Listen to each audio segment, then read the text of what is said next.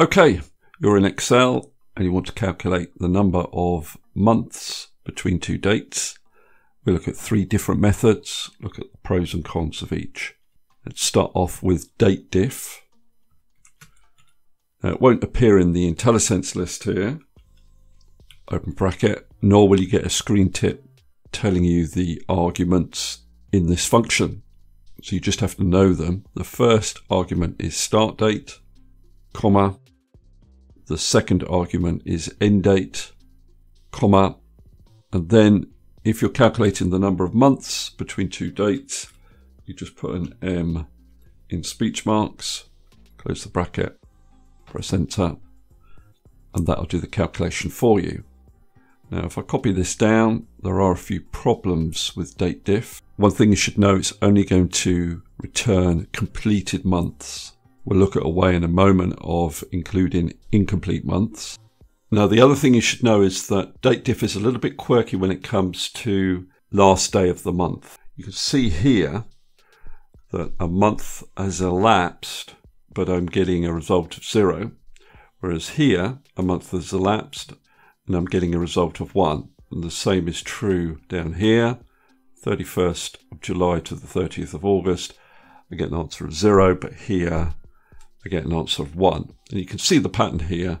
If your start date is the 31st of the month and your end date is the 30th of the month, it thinks a month hasn't been completed. So just watch out for that. Now, if you want to round up rather than round down using DATEDIF, that is possible. So again, my start date, comma, my end date, but then I say plus 15 on the end date, then comma, month in speech marks, close bracket, and that'll round up.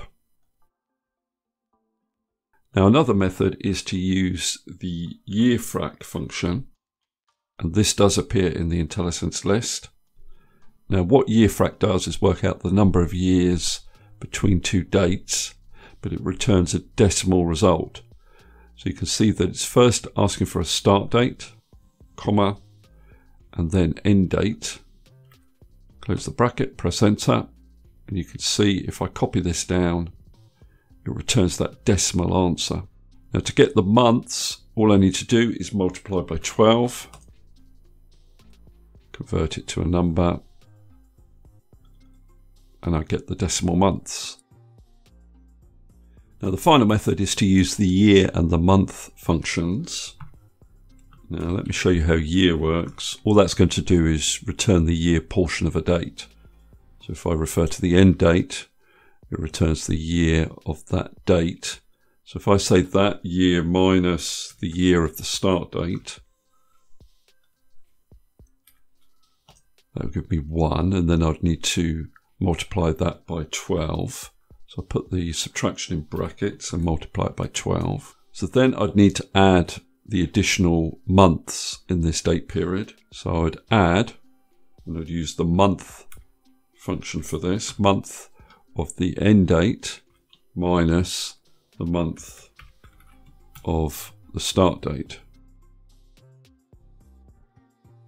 And then if I copy that down, you can see it does the calculation for the other date periods. Okay, so number of options for you there. Hopefully one of them will be useful. Thanks very much for listening. Please consider giving me a thumbs up and subscribing, and I'll see you next video.